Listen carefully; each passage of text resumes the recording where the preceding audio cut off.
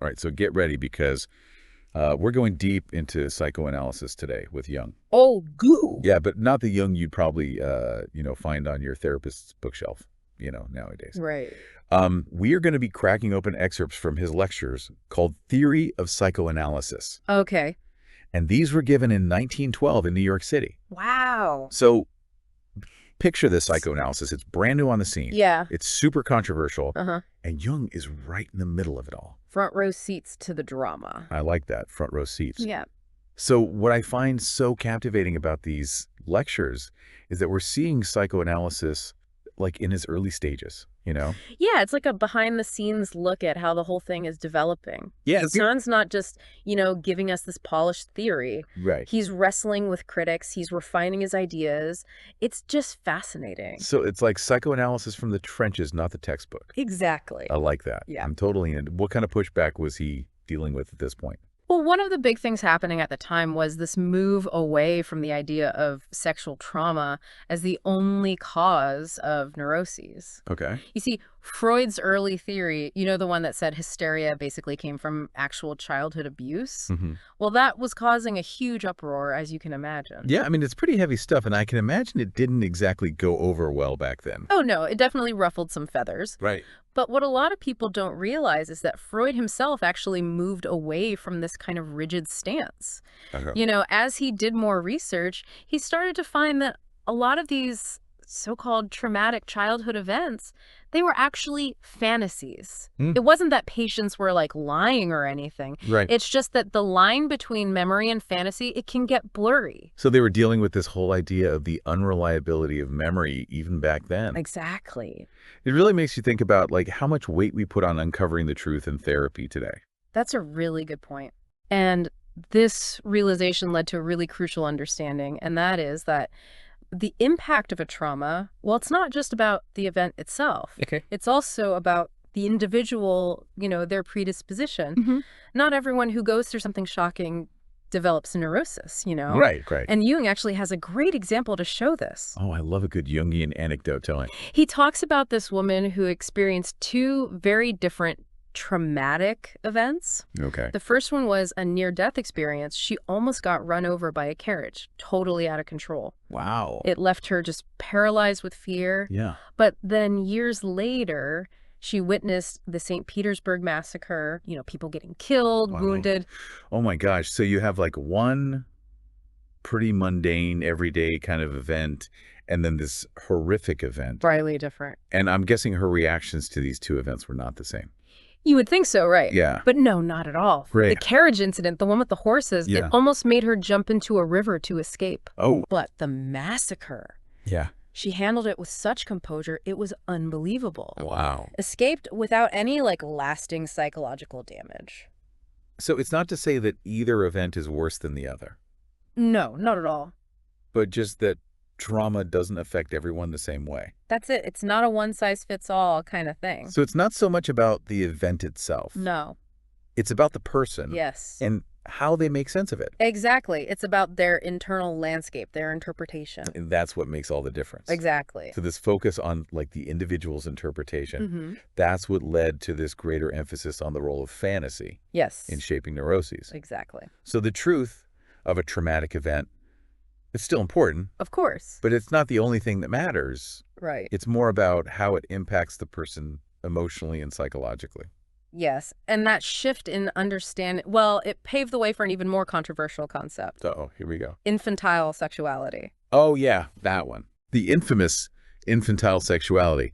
I can only imagine the reactions in that lecture hall when Jung brought that up. Oh, the outrage was palpable. I bet. But Jung, he was always about facing those uncomfortable truths. Right. He argued that truth is more important than just feeling comfortable. Then our moral discomfort. Exactly. Okay, so what exactly led Freud to this idea of infantile sexuality in the first place? Well, it's still a tricky concept even today. Yeah. Freud observed children, engaging in behaviors that if you saw them in adults, you think, oh, that's not right. Okay. Almost like perversions, but in children. True. For example, he documented little girls.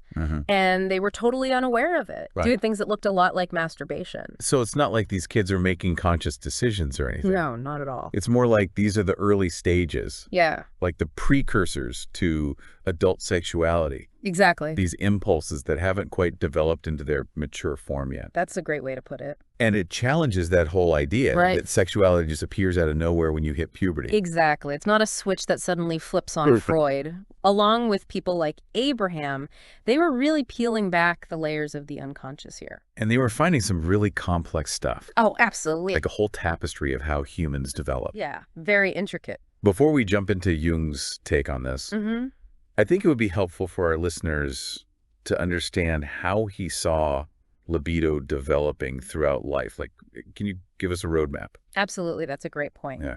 Jung proposed that there are actually 3 distinct phases: the pre-sexual, prepubescent, and mature stages. Okay, so let's start at the very beginning. All right. What's happening in that pre-sexual stage? So we're talking roughly from birth to about 3 years old. Okay.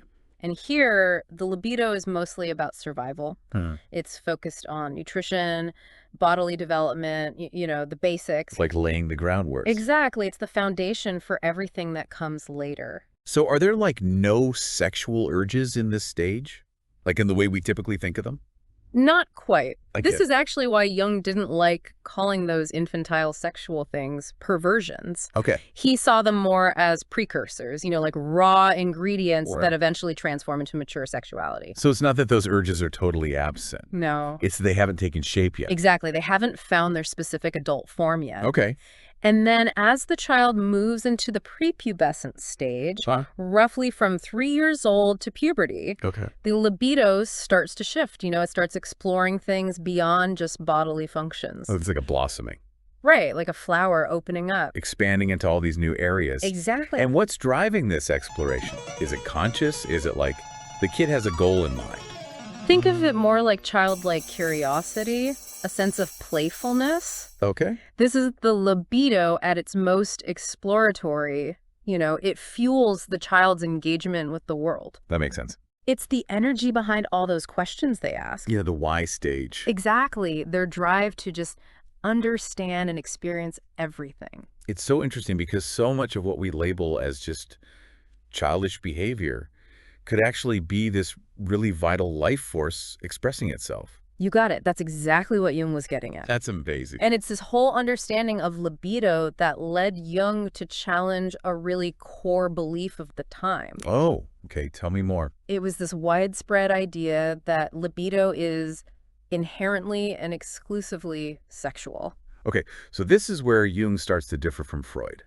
Yeah, this is where their paths diverge a bit. Okay, so back then, they thought libido was all about sexual desire and that it only showed up at puberty. That was the dominant view, yes. But if that's true, then how do you explain all those things we just talked about? Exactly. And kids expressing their libido way before puberty. It doesn't quite add up, does it? It seems like a contradiction. That's what Jung was wrestling with. Okay. He argued that libido, it's not inherently sexual. It's more like this broader psychic energy, a life force that fuels all kinds of urges and behaviors. It's not just about sex then. Right, it's bigger than that. But what is it? Like, how did he define libido? He saw it as the very energy of the psyche. Okay.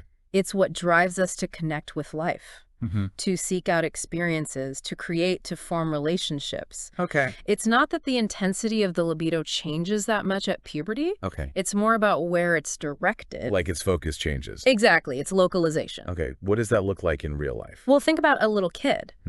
Their libido is all over the place. Yeah. It's fueling everything from eating to exploring their surroundings. Right. But then puberty hits. Yeah. And that energy becomes more focused, you know, directed towards relationships and sexual objects. So it's not that the energy itself changes. Right. It's just that puberty acts like a lens. Yes. Focusing that energy in a specific direction. That's a fantastic analogy. Thanks. And Jung felt so strongly about this. About this distinction. Yeah, that he actually suggested dropping the sexualis from libido altogether. Wow, really? Yeah, he wanted to emphasize that it's this broader psychic energy. Not just about sex. Exactly. Okay, so I'm starting to see how this new way of understanding libido is really the foundation of Jung's whole approach. It's the cornerstone. But how does all of this tie back into neurosis? Like, where did things go wrong? That's the million-dollar question. Yeah. Jung observed that in neurosis, the libido gets stuck in this infantile state.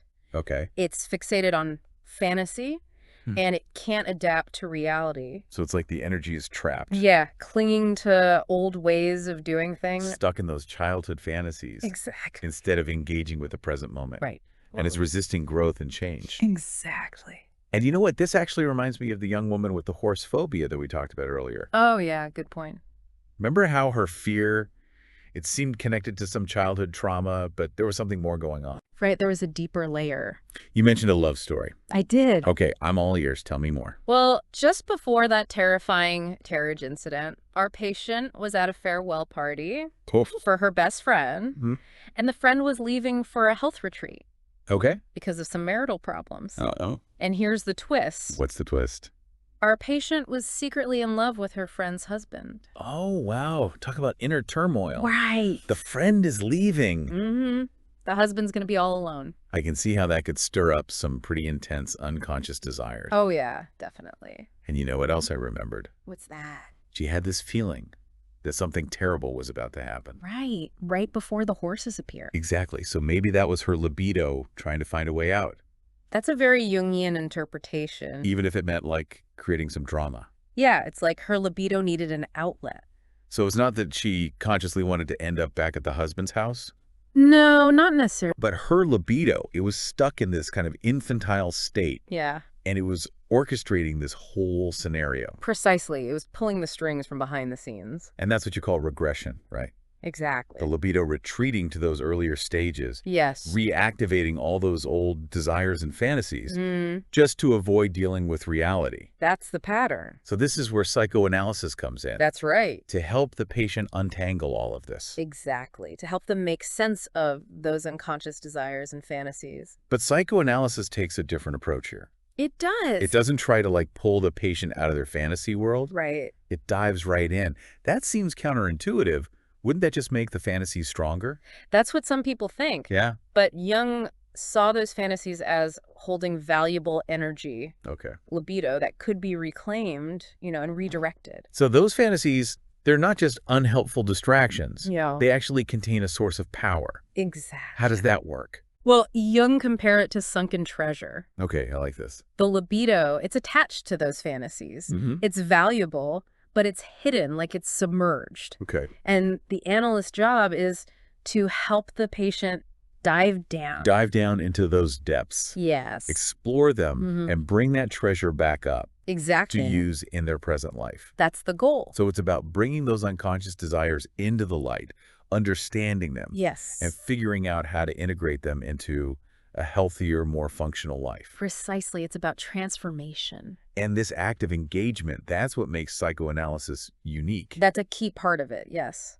Yeah, it's fascinating that instead of like fighting those fantasies, we dive right into them. Right, we explore them. Trying to understand where that energy is coming from. And reclaim it. It's almost like alchemy. It is, kind of. Turning what seems like a weakness into something powerful. Exactly. But I imagine this process, it's not always easy.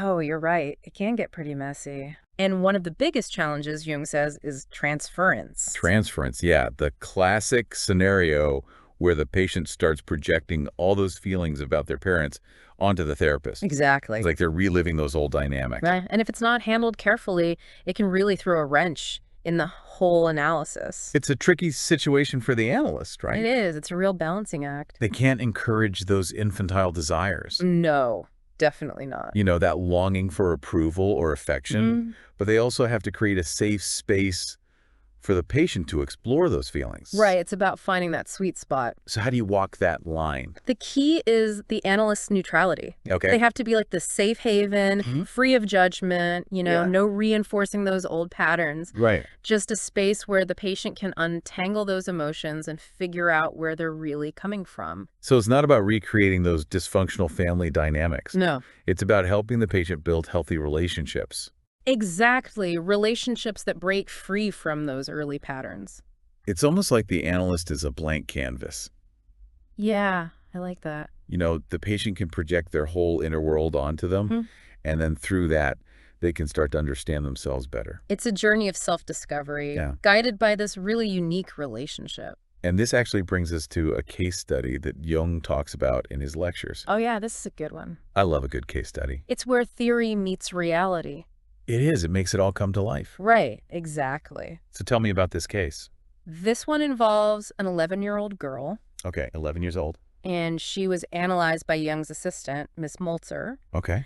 And this girl, she had all these neurotic symptoms. It was pretty complex. What kind of symptoms? Well, she refused to go to school. Oh, okay. She had all these physical ailments, nightmares, emotional outbursts, you name it. Well, she was carrying a lot for a kid. It was clear that something was really bothering her. And eventually, she confessed this painful experience. Okay. It turned out that a schoolmate of hers, she had confided in him about her teacher. She had some negative feelings towards her teacher. Okay. And this boy, well, he betrayed her trust. Oh, no. Started blackmailing her for money. Double betrayal. First by the teacher and then by her friend. Yeah, it's a lot for anyone to handle, let alone a child. Yeah, absolutely. And while the confession, it did give her some relief. Okay. Her symptoms, they didn't go away.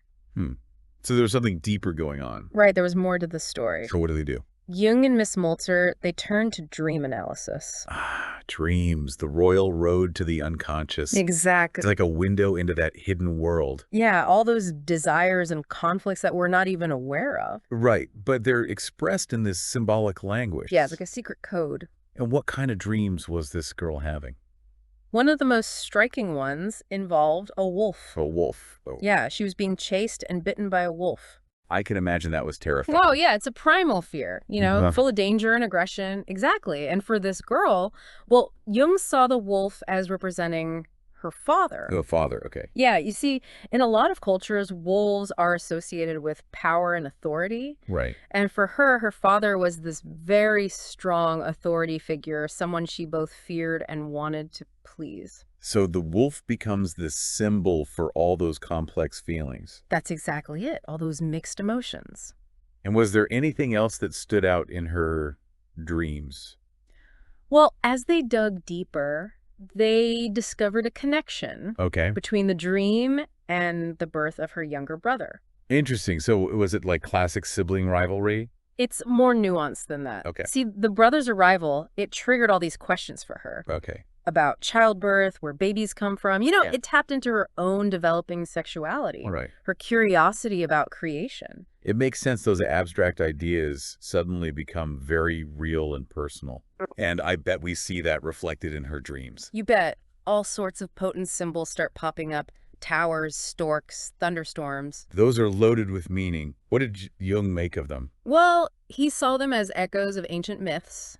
Okay. You know, those universal archetypes that are embedded in our collective unconscious. Right, like those stories that we all share on some level. Exactly. So how did those symbols relate to this girl? Well, take the tower, for example. Okay. It reaches up towards the sky. Yeah.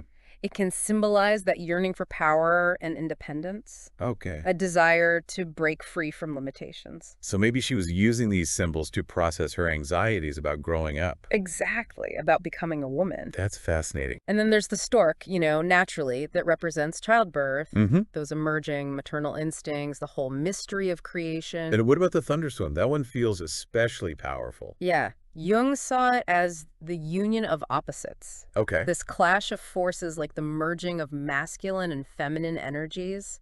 It's a symbol of change and upheaval. And the potential for something new. Exactly. So this little girl, she was grappling with some pretty big questions. She was, without even realizing it. About life, death, her place in the world. Right. And it's all coming out in her dreams. Dreams are powerful, aren't they? They really are. And through analyzing those dreams, Jung and Miss Molzer, they were able to understand what was driving her neurosis. Okay, so they had the insight.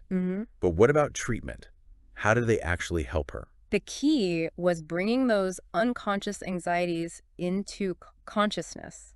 So helping her understand them. Yeah, and integrate them into a healthier way of being. So not about getting rid of those desires or fantasies. No. But working through them. Exactly. And I imagine a big part of that was destigmatizing her curiosity. Absolutely. About sexuality, about creation. Right. It was about helping her see those impulses as natural, even healthy. That's so important, especially for young girls. It is. They're often taught to suppress those feelings. Yeah, unfortunately. So did she start to see any changes? Oh, yeah, definitely. That's good. As she gained insight and let go of that shame, she was able to channel her libido in a more constructive way. Okay. She started engaging with school again. That's great. Her relationship with her teacher improved, Very and well. those neurotic symptoms, they gradually faded away. It's like she was liberated. Exactly. All that trapped energy was finally freed up. And it was able to flow in a healthier direction. That's it. And, this reminds us that psychoanalysis isn't about creating perfect people. No, not at all. It's about helping people understand themselves, Yeah. embrace their unique tendencies, Right. and ultimately live a more fulfilling life. And a richer life, too.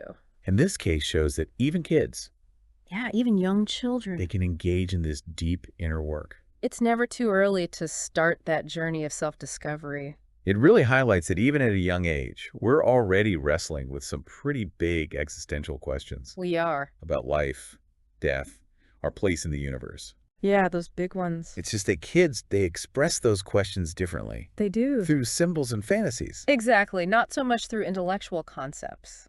And it's the analyst's job to create that safe space Hmm? for those symbols to come out Right. and help the patient understand what they mean. It's like being a translator. Yeah, translating the language of the unconscious. Exactly. But it's not about forcing insights or imposing interpretations. No, it's about guiding the individual on their own unique path. And that path, I imagine, it can be pretty messy. Oh, absolutely. It's not a straight line. Right. There are setbacks, Mm-hmm. moments where it seems like the patient is regressing. It happens. It's all part of the process. But it's about working through those challenges Yeah, integrating those shadow parts of ourselves. and coming out stronger on the other side. Exactly. More whole. And it makes you wonder how much of our adult behavior is still being driven by those unconscious forces. That's a great question. Those unresolved childhood conflicts. It's something to ponder, Yeah. and it's what makes Jung's work so relevant even today. Because it reminds us that the unconscious, it's always there, Always lurking beneath the surface. shaping our thoughts and feelings, And our actions, so even when we're not aware of it. it's a powerful force. So it's not about pretending the unconscious doesn't exist. No, definitely not. It's about learning to live in harmony with it, Yeah, finding a way to coexist. acknowledging its power, Mhm. and finding ways to channel that energy in a positive direction. Exactly. That's the goal. Yeah, it's humbling when you think about it, It is. that so much of what we think we're choosing Right. might actually be influenced by things we're not even aware of. It's a bit unsettling. Right. It is, but I guess that's where psychoanalysis comes in, Exactly. especially Jung's perspective. Mhm. It gives us these tools Yeah. to explore that hidden world, To make sense of it. to understand the language of the unconscious, Right. and ultimately, Take back our own power. to reclaim that energy. Exactly. So we're not just puppets, No, we have agency. but we need to be more aware Our conscious. of how the unconscious is influencing us. That's how to work with it. It's about recognizing that interplay Yeah. Between the conscious and the unconscious. and finding that Yeah, balance. that harmony. And Jung believed that integration, Yeah, that relationship with our inner world that's the key to living a more authentic life. for a more fulfilling life. Absolutely. So as we wrap up our deep dive into Jung, Mm. what are the key takeaways? Well, I hope our listeners come away with a sense of just how complex the human psyche really is. Yeah, it's not simple. No, not at all. Jung reminds us that we're not just our thoughts and feelings, Right. There's so much more going on beneath the surface. like this whole other world operating behind the scenes. Exactly. Shaping our experiences in ways we don't even realize. Like we're all carrying these uncharted territories within us. I love the uncharted territories. And psychoanalysis is like, The map the guidebook to navigate those to landscapes. help us find our way. And it's a lifelong journey. Right? It is. It's not a destination. There's no point where we can say, I've got it all figured out. right, like I'm done. No, it's an ongoing process. Exploration, Of questioning. of evolution. Yeah. We're always changing. It's like the unconscious is alive, It is. It's dynamic. always It's shifting showing us new parts of ourselves as we grow. as we evolve. And psychoanalysis. It's not just for people who are struggling. Right. It's not just about mental illness. It's for anyone who wants to understand themselves better. Yeah, who wants to engage with life more fully. Exactly. To live more consciously. It's about reclaiming that energy that might be stuck, Yeah, those old patterns. those outdated ways of being, And using it to fuel our growth, our creativity. our potential. It's about recognizing the power of the unconscious. Yeah. Not being afraid of it. And learning to work with it. To dance with those hidden forces. That make us who we are. That's beautifully put. So as we close out this episode, I have a question for you, dear listener. Oh, I like this. What do you think about Jung's idea? About the libido. That it's not just about sex. That it's this broader life force. Does that change how you see your own motivations? Your desires. We encourage you to think about it. To explore Jung's work further. And keep diving into those fascinating depths. That lie within each of us. Until next time, keep diving.